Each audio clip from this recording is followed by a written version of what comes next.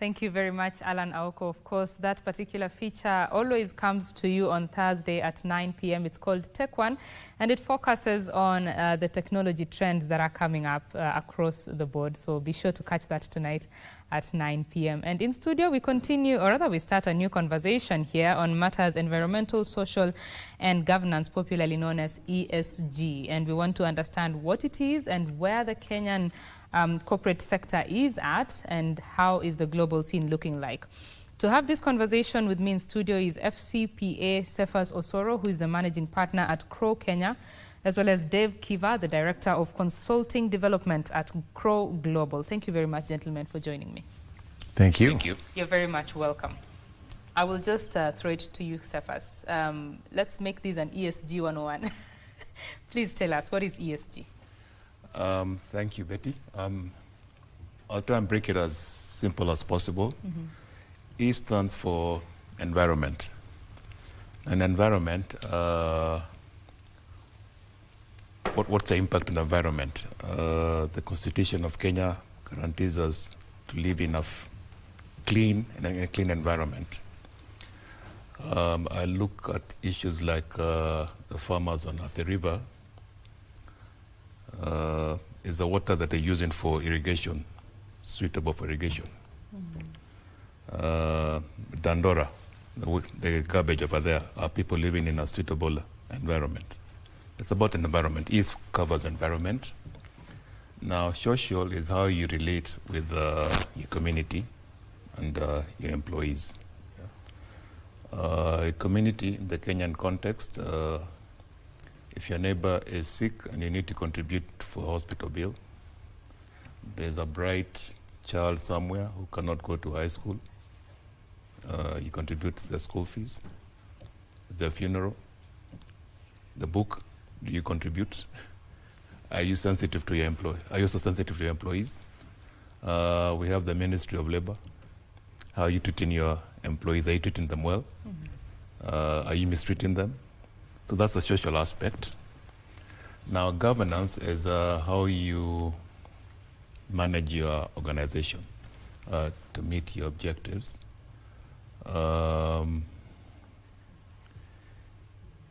Good governance includes diversity and inclusivity. It's good. Most boards have that. Need to have a diverse and inclusive board.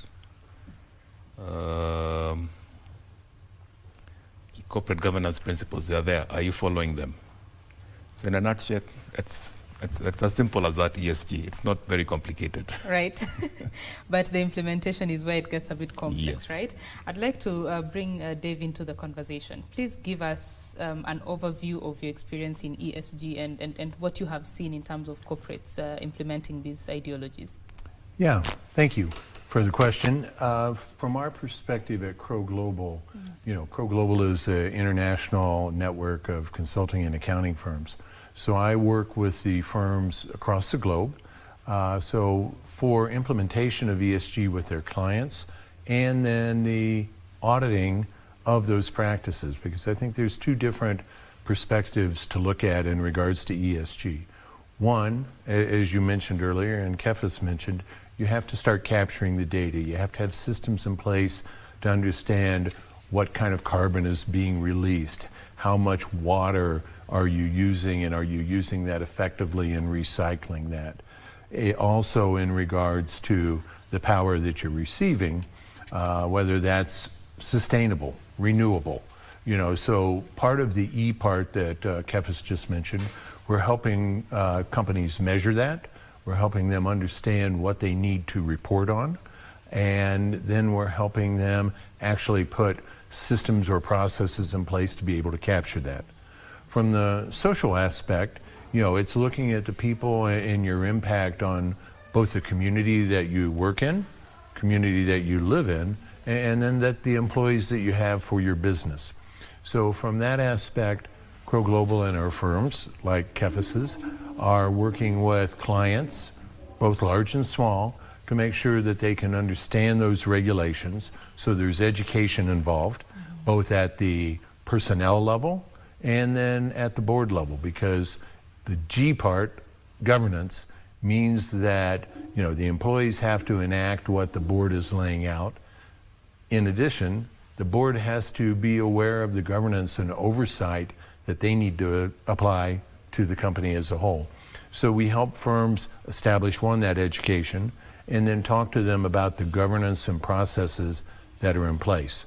This really all comes into place as accountants, as the fact that groups like the Nairobi Stock Exchange have certain criteria in place to measure ESG and then report that to investors and stakeholders. So as accountants, we're auditing those efforts, making sure the firms have those efforts in place, and then saying whether they're correct or incorrect. And if they're incorrect, we give statements about that effect and what they should do to improve upon those. So those are what we're doing kind of around the globe with our accounting and consulting firms. So it's both a consulting effort up front, helping firms put ESG principles in place, educating their clients, educating their employees and their boards.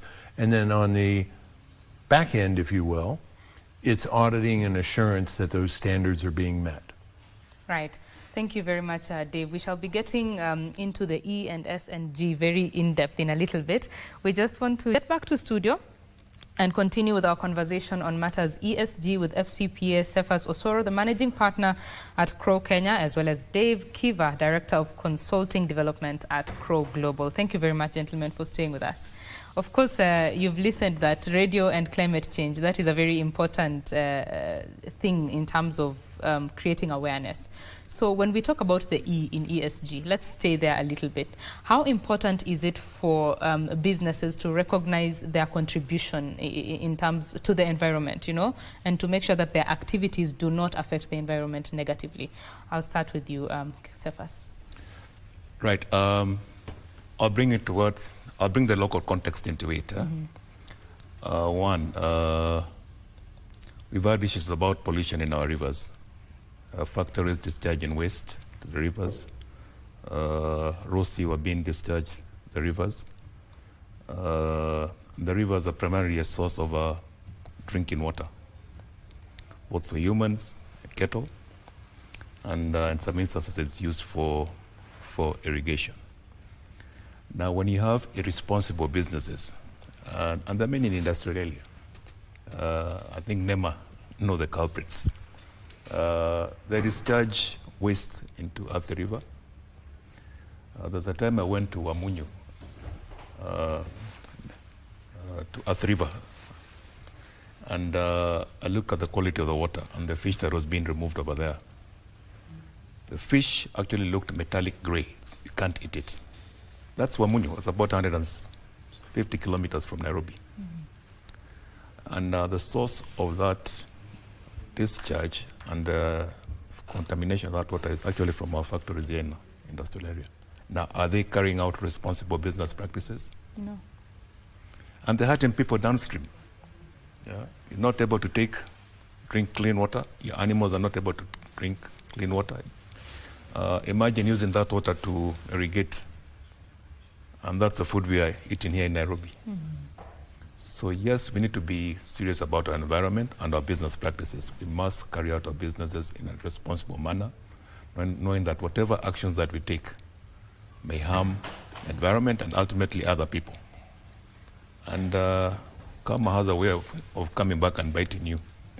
It'll come back and bite you someday. Yeah. Right. Yeah. Right. Right, Dave. What are your thoughts on that?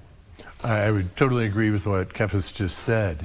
I think, businesses have to take a social responsibility for the areas where they're doing business, where their plants and production sites are. They need to think about long-term effects here, because it's not just the business, it's the people running the business, it's the people working for the business, and then their customers. So, the overall aspect of looking at the environment, whether, as Cephas mentioned, from a water perspective, we've got numerous sites around the globe that are heavily polluted based on the efforts by business, and then them, expounding chemicals into the air, expounding smoke and carbon dioxide into the air. Carbon dioxide is one of the biggest issues in climate change. It's taking away a lot of the atmosphere here that protects us from the sun and from heat. So I think we need to look at businesses doing that.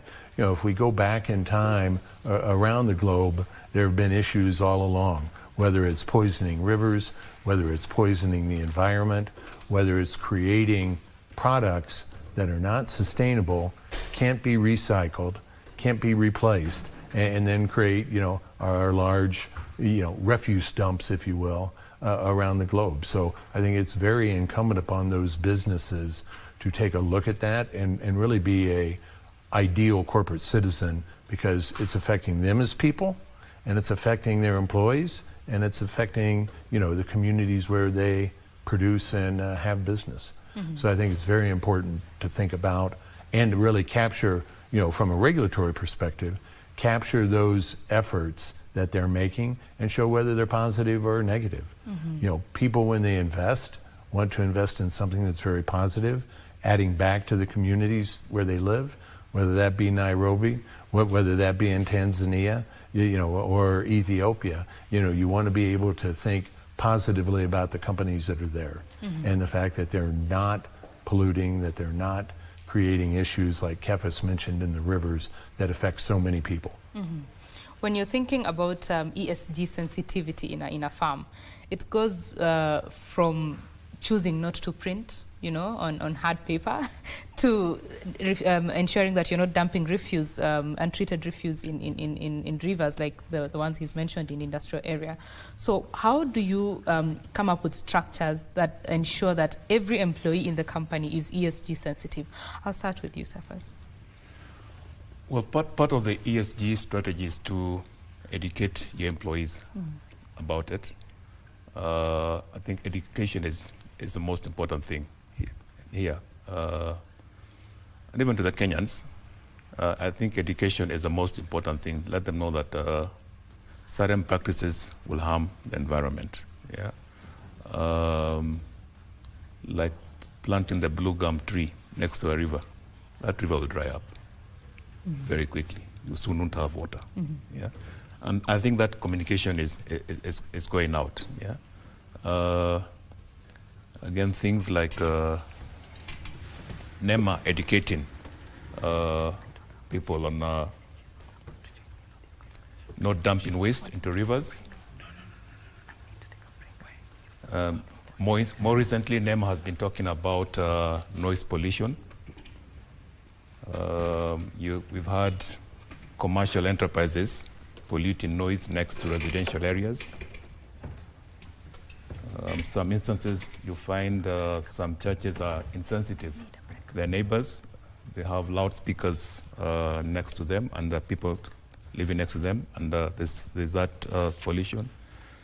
So education, I think, is key in terms of sensitizing about environmental impact.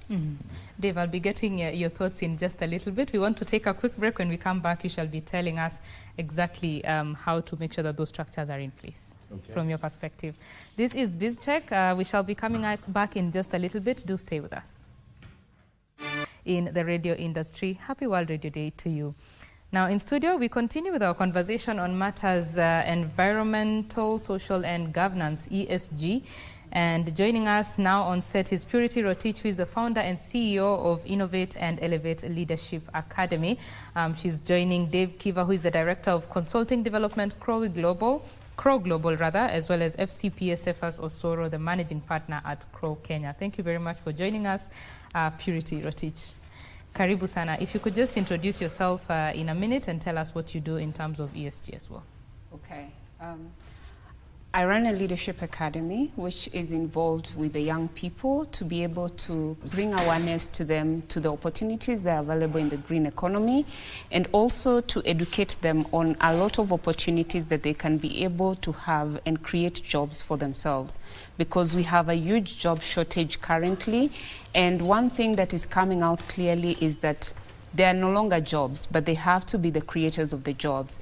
And even as we talk about the ESG reporting, we feel that companies can play a major role in creating jobs for the young people by allowing them to be able to carry out initiatives that allow us to have a better environment and we can be able to live in a better way. So giving the young people an opportunity in the green economy and the digital economy is the space that we work in. Right. Yeah. Thank you very much, and you're welcome. Thank you. Right, Dave. I would like to get your thoughts in terms of putting up structures in companies to ensure that everyone is ESG compliant. Yeah. With that, I think I'd like to kind of follow on here. The ESG world is short of consultants and accountants that have the capability and have the knowledge to be able to track and understand the requirements that are laid out by the various governments around the world. So I think, kind of coming back to this implementation for the young people, there are opportunities there to kind of dive in, if you will, into the regulations, understand those regulations, and then be able to communicate those back to the companies that they could possibly work for or work with as consultants or independent contractors. With that, most organizations are somewhat short on meeting all their ESG goals today. So with that, one of the very first things that as consultants and accountants that we provide, or that our firms provide, is something called a gap assessment.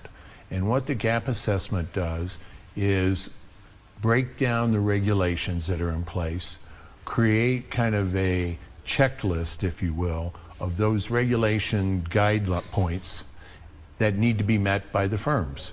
So this is a key area where young people could help understand those regulations, create these checklists of what firms need to be doing, how they need to be measured, the data that they need to capture, and then the checklist or gap assessment is created. Then to implement the checklist and gap assessment, it takes individuals to go into the organization, a business, and go through each of those steps with the organization, understanding what that organization, that client or business is capable of capturing data-wise to see if they meet that requirement. Typically in a gap assessment for your youth, it's graded on a 3-point scale. Do they meet? Do they not meet? Or do they partially meet? And then with that, after you can understand do they meet or not meet or partially meet, you can make the recommendations on where they're not meeting something and what they need to do that. So I think young people coming up through the education system can start to read through those regulations, create this checklist of the regulations and what they require, and then carry that out to the individual companies. Does it have to be large multinational corporations? No. We're going to get to the point over the next 4 to 5 years where every organization is going to have to do some level of ESG reporting. And with that, I think that creates opportunities where firms like ourselves mostly focus on middle market and larger scale companies. That creates an opportunity for small business and new enterprises to have these individuals, that are younger, to be able to come in and do that consulting with them and then help those organizations grow their capabilities of meeting ESG requirements.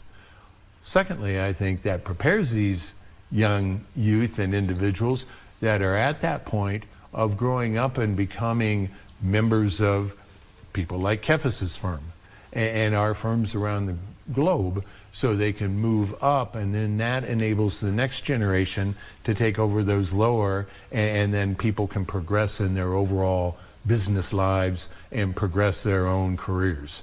So I think it's great what you're doing that way, and I think ESG provides that capability both from the environmental aspect and definitely from the social aspect on looking at employees, looking at the diversity, equity, inclusion that we had spoken about briefly, and being able to track that. So I think it gives them quite a bit of capability to move into ESG and become very productive employees and proponents in the business world. Right. Purity, I'll give you a second to respond to that, but just in a little bit, I'd like to hear from Cephas his thoughts on these opportunities in ESG. There are two aspects to ESG. at the moment, from where I stand. There's a reporting bit. There are standards already in Kenya. So the next 3 or 4 years, it's going to be mandatory for all firms in Kenya to report on the ESG in their financial statements. We have a shortfall in the number of professionals who can do that. So in terms of opportunities, there's a shortfall in that area. Mm-hmm. I mean, this is a very new thing globally. Mm-hmm. So the youth, if I were them, I'll try and get some training in ESG reporting, because you're going to be needed. You'll be needed to support companies in the reporting aspect. There's an element of also assurance, or audit, or giving an audit report on the ESG reports that have been made by the companies. Again, the standards have been set. I think they're going to be implemented in 2028. The educators, the colleges, universities, start churning out that capacity, because all companies would require that. Yeah, and people like ourselves would also want to employ young people with that capability in our farms. Mm-hmm. So there are numerous opportunities out there. Right. Purity, in your line of work, what have you seen? Are these people there? Are they taking up these opportunities? Okay, I would say that there's a big challenge because they really don't know that that opportunity is already there. What most of the time they do is they think the education that they got is the only thing that can give them a gateway into jobs. One thing is that they need to just understand, like let's say for example the part of climate change. They need to understand how an organization is playing a part in creating an environmental and a social impact in the community, and then be able to come up in partnership with the companies and be able to bring up initiatives, because these young people are very well informed. They're very creative. They know the biggest problems, and the whole perspective of the ESG is to bring awareness that we are in one planet, and other than profit, we are talking about how do you impact the outlook of where we live in environmentally. How do you impact the people socially so that you can be able to change the levels of poverty that we do have? And so as even on the reporting bit, a lot of opportunities are coming up, and I challenge a lot of them who are studying accounting, for example. It's a space that they should be looking at because it is very wide and vast, considering right now that a lot of organizations will have to be ESG compliant, including the small SMEs, and then also in the part of corporate social responsibility, because it plays a very huge part in terms of how companies now meet their ESG measures in place. So it's a very wide part, and the whole thing is creating awareness. That's where we're starting. And we are doing it slowly by telling them they can be innovative, and we can be able to give them a lot of trainings and programs to enlighten them to see more opportunities out of it. Mm-hmm. Yeah. Of course, Cephas, you had said that education and creating awareness is very important in ESG. You say that 5 years from now, all companies at the very least will have to do ESG reporting. But for companies such as the ones who are, releasing affluent into the rivers, we are talking people who only care about the bottom line. So how do we shift the mindset, especially from a management perspective, to look at the impact of the business that people are doing on the environment, on people around them, as well as how to govern right? I'll start with you, Dave. Oh, thank you for that nice question there. I think there's a couple different things. In regards to the businesses themselves, shareholders are soon going to start to revolt against investing in companies that are not providing a social and environmentally sound business.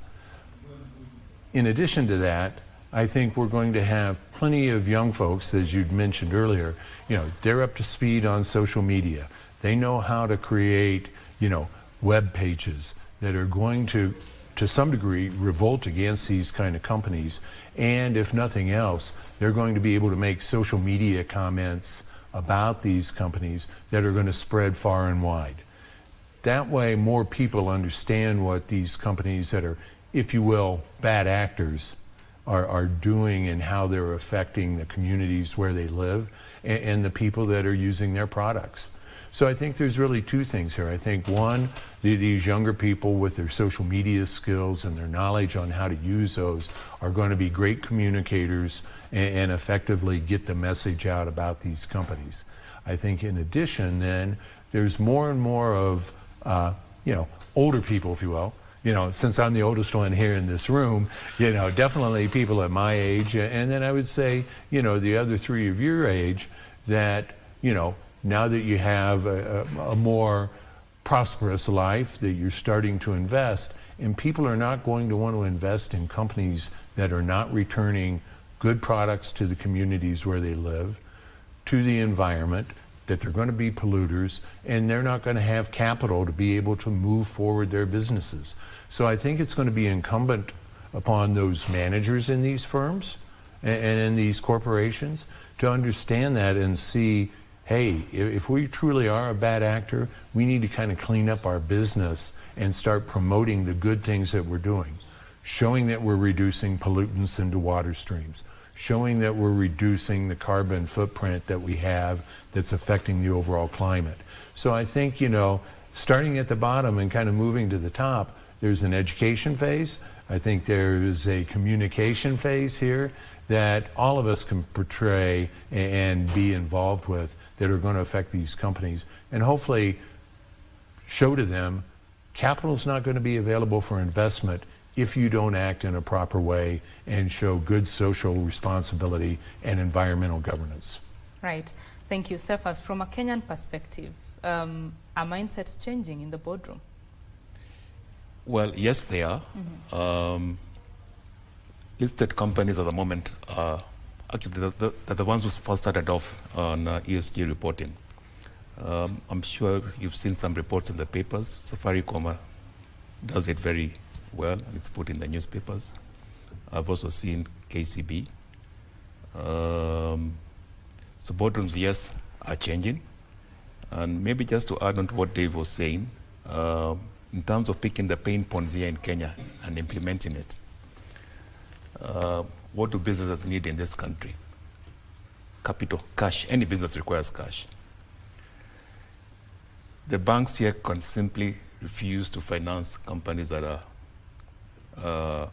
impacting the environment negatively. They can. And these companies will be forced to behave. Yeah. We saw what the Gen Zs did last year on the social media. If they name and shame these companies, people start boycotting their goods and services. Yeah? As simple as that. Those are pain points. You need capital. You need to sell your goods and services. If that is cut off, you're finished. Yeah. So yes, back to your question again. The boards are beginning to realize that yes, they could lose out on capital. The investors may pull out. Their goods and services could be boycotted. Right, so they're coming to that realization. Yes, they're coming to that realization. Right, one of the very important bits in terms of the social impact is diversity, equity, and inclusion. And according to a report that was released, it should be like a month ago, the gender pay gap is going, or rather equity in the gender pay is going to be met when we are all not alive, in over 100 years from now. So that means there needs to be intentional action that is taken to make sure that you're hiring, diverse groups of people, there's representation, because it translates into how the business is run and just generally reaching the populace out there.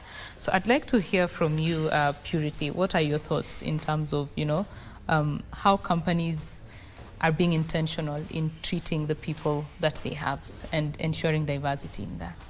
Okay. Whatever really diversity looks for you, Okay, because I speak a lot for the young people who are looking to enter the job market after their education.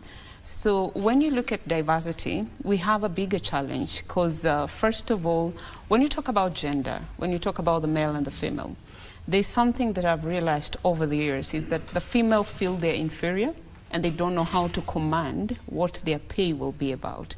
So even as we wait for their 100 years, it's up to an individual perspective that when you enter into those spaces, because it's sad because the women are the ones who do a very better job than the male, sorry to be biased, but at that particular point, but at that particular point, they don't know how to justify. They feel that they don't qualify for those positions.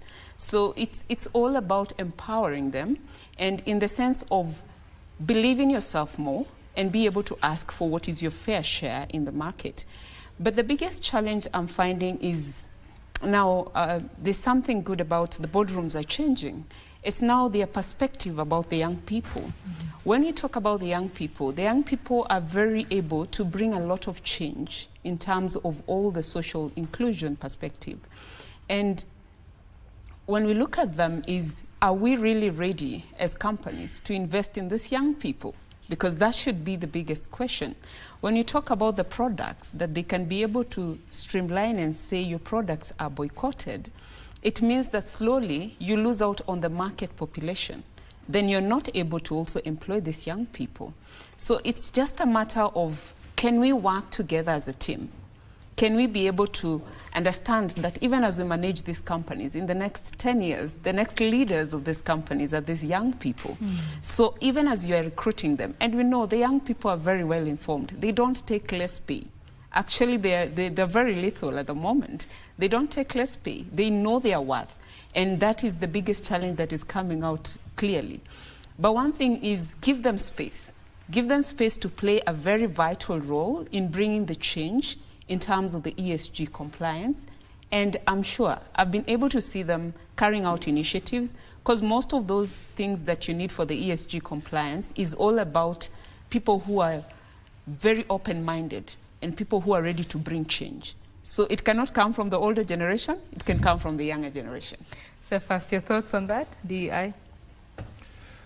As part of Crow Global, we do have a DEI policy. And I know it because I'm part of the network. We don't discriminate. Where I work,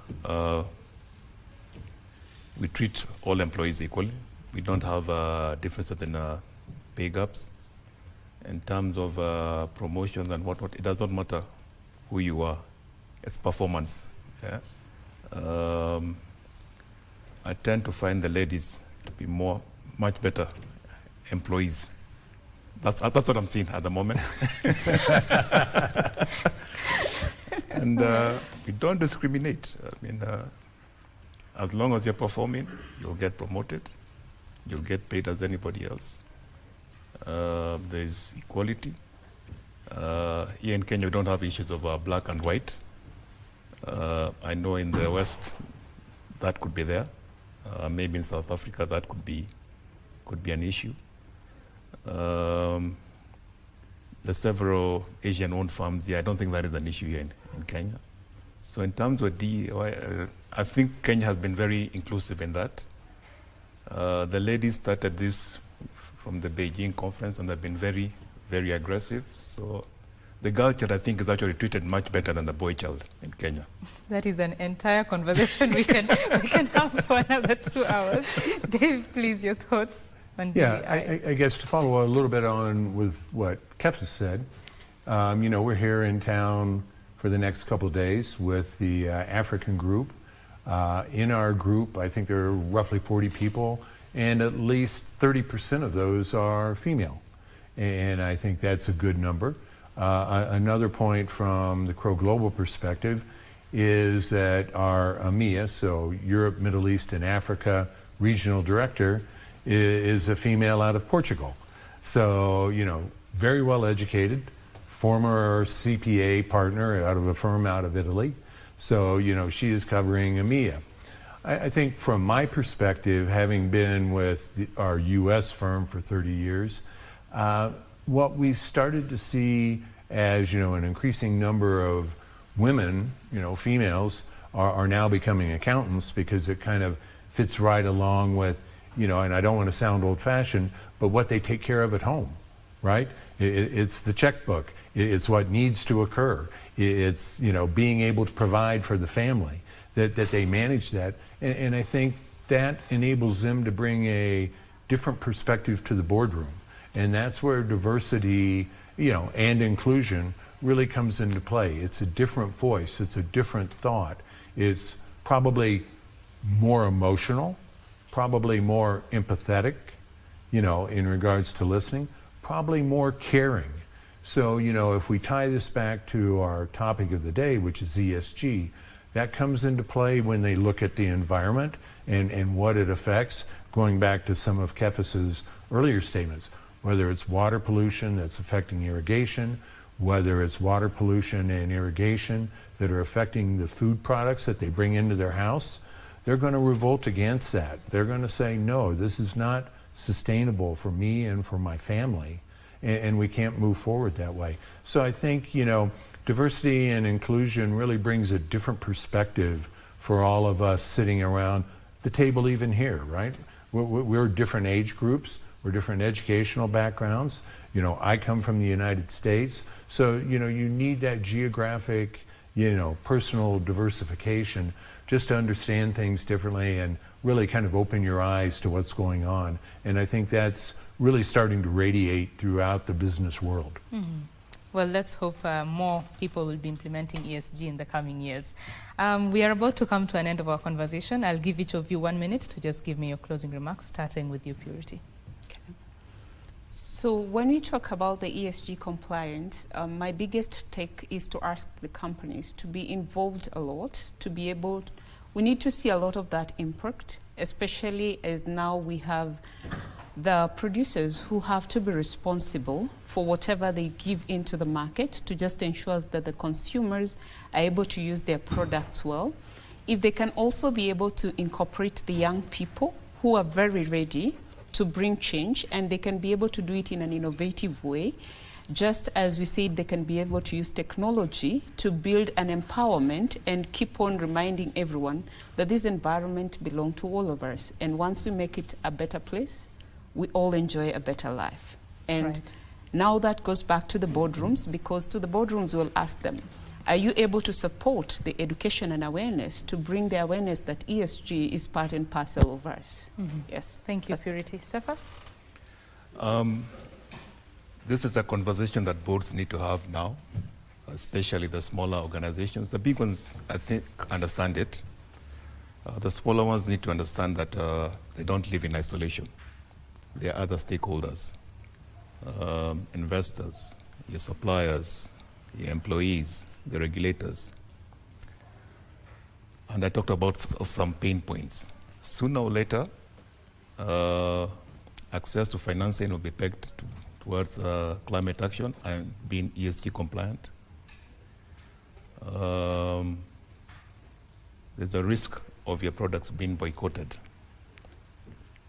If you're polluting the environment, that risk is there, and the young people are well educated and they can communicate very quickly, and that word will go around. Right.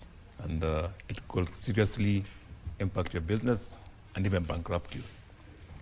So for corporates, don't wait for the reporting aspect that is ongoing. The next 3-4 years, all of us will need to have ESG reporting in our business. Don't wait for that. Start now. Run an ethical business. Carry out ethical business and think about your environment. Don't be selfish. You don't live in isolation. Thank you. Dave, I'll give you 5 seconds. I'm out 5 of time. seconds, okay. I'm out of time. So to kind of just pick up, I think Kefis covered things very well, and Purity, I want to kind of throw a couple things at you. That would be curiosity, intrigue, and persistence. For the young people that you're working with, I think those are 3 of the greatest characteristics they can bring to any business. So curiosity enables them to understand regulation and see something changing. Intrigue says, let me dive into this. Let me kind of see, like a detective, figuring things out. And then the persistence means you have to stay with it. It can't be something very short term. You have to take a slightly longer term view. And I think if the young people that you're working with can bring that to any business, they will be ideal employees. Thank you. Thank you very much. That is Dave Kiva, the Director of Consulting Development, Crow Global, speaking as well as Cephas Osoro, FCPA, who is the Managing Partner at Crow Kenya, and Purity Rotich, Founder and CEO, Innovate and Elevate Leadership Academy. We have been speaking about ESG reporting by companies and what they need to do to ensure compliance. Thank you very much for watching BizCheck. That is the end of the conversation this morning. My name is Betty Kiptum, and Brian Muraru is my colleague on the sign language interpretation. Enjoy the rest of your viewing. Bye-bye.